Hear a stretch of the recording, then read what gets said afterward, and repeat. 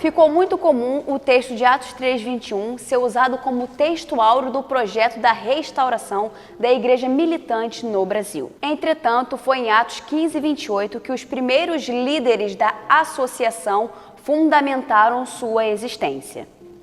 O capítulo 15 de Atos dos Apóstolos, na verdade, é o desfecho de uma complexidade que existia entre o apóstolo Paulo e o colégio apostólico. Atos capítulo 15 representa a conclusão de vários embates, né, que havia naquele momento na pregação de Paulo, paralelo ao colégio apostólico. O primeiro apóstolo a ser convidado para pregar aos gentios, na verdade, não foi Paulo, foi Pedro, né? O Senhor chama Pedro, né, arrebata os sentidos dele, abre um lençol com vários tipos de animais, lá naquele terraço, né, que ficou muito emblemático em Atos dos Apóstolos. Aí da casa de Cornélio, quando o Espírito Santo desce e movimenta com o coração de Cornélio, ele não consegue entender, de olhar e ver um gentil, alguém que não fazia parte daquela linhagem judaica, receber aqueles presentes, aqueles privilégios que ele só estava acostumado a ver por meio de um judeu, né? Ele vai até a igreja, tenta se justificar a igreja por ter presenciado o Espírito Santo movimentar com um romano, né? um centurião romano, e não ter feito nada, não ter feito a intervenção, né, que eles costumavam a fazer quando via alguém fora da linhagem judaica a ter os mesmos privilégios do que um judeu. Então ele tenta se justificar, mas não teve jeito. No entanto, ele não consegue sair dessa bolha, dessa caixinha, desse verniz judaizante que ainda envolvia a igreja, mesmo depois do Calvário. Então o que acontece? O Senhor traz o apóstolo Paulo, converte o apóstolo Paulo no caminho de Damasco, e após essa conversão, após esse encontro, né, de Paulo com o Senhor Jesus, Paulo é designado a pregar à igreja gentílica, aos povos gentios. Mas essa pregação de Paulo, né, começou a gerar conflitos no colégio apostólico. Quem é leitor da Bíblia, quem lê as Escrituras, pode ver Paulo o tempo todo se justificando. Ele diz: se eu não sou apóstolo para eles, eu sou apóstolo para vocês, porque vocês são o selo do meu apostolado. Quando ele diz: se eu não sou apóstolo para eles quem? É o colégio apostólico, né? Quando ele diz: eu sou apóstolo não da parte dos homens, que homens são esses?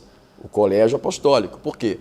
Porque Paulo começou a pregar e dizer aos gentios que não tinha necessidade de, após a conversão a Cristo, eles se circuncidarem e se proselitarem e se tornarem judeus.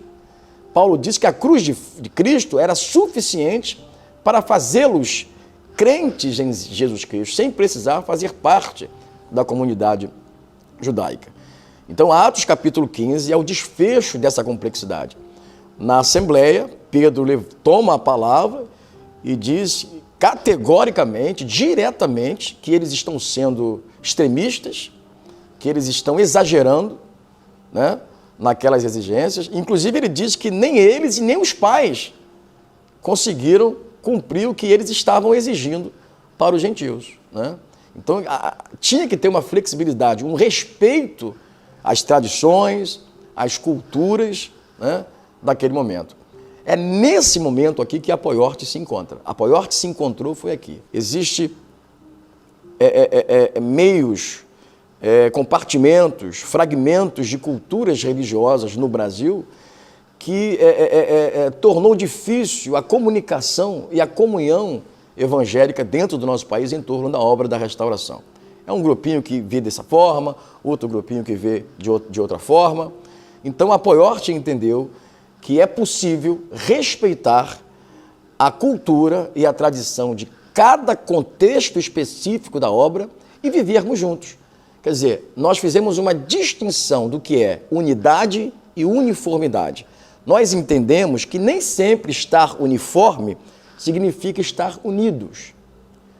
Agora, nós entendemos que a unidade pode provocar a uniformidade sem aquela forçação de barra, produzindo no interior de cada igreja, de cada ministro e de cada liderança. Finalizando, Tiago, tomando a palavra, naquela temperatura exacerbada que estava naquela assembleia, ele toma a palavra e diz: pareceu bem ao Espírito Santo e a nós não vos impor mais encargo algum, senão estas coisas necessárias. E o que eram coisas necessárias? Vamos respeitar os gentios. Eles não têm esse costume de se circuncidar e de guardar o sábado. Isso foi um pacto que Deus fez com a gente. Nós somos judeus. Deus fez esse pacto com a gente. Eles não fizeram parte desse pacto. Então vamos respeitar. Vamos nos abster da carne sufocada, da prostituição, do sangue, e vamos recebê-los como os nossos irmãos na igreja. Então, eles liberaram o apóstolo Paulo e a partir daquele momento ficou legal. O apóstolo Paulo pregou com legalidade o evangelho aos gentios. Mais tarde, o apóstolo Pedro, escrevendo a sua carta, ele meio que faz uma meia-culpa, né? Ele diz: o irmão Paulo, escrevendo pontos difíceis, né, de difícil interpretação, né, possibilitou a má interpretação dos doutos. Quer dizer, é como se ele estivesse fazendo uma meia-culpa e falando dele mesmo, né? Eu acredito que Atos capítulo 15 chegou no Apoiorte como uma porta que se abriu para entender que é possível estar em Cristo respeitando o ambiente, a cultura e as tradições de cada grupo.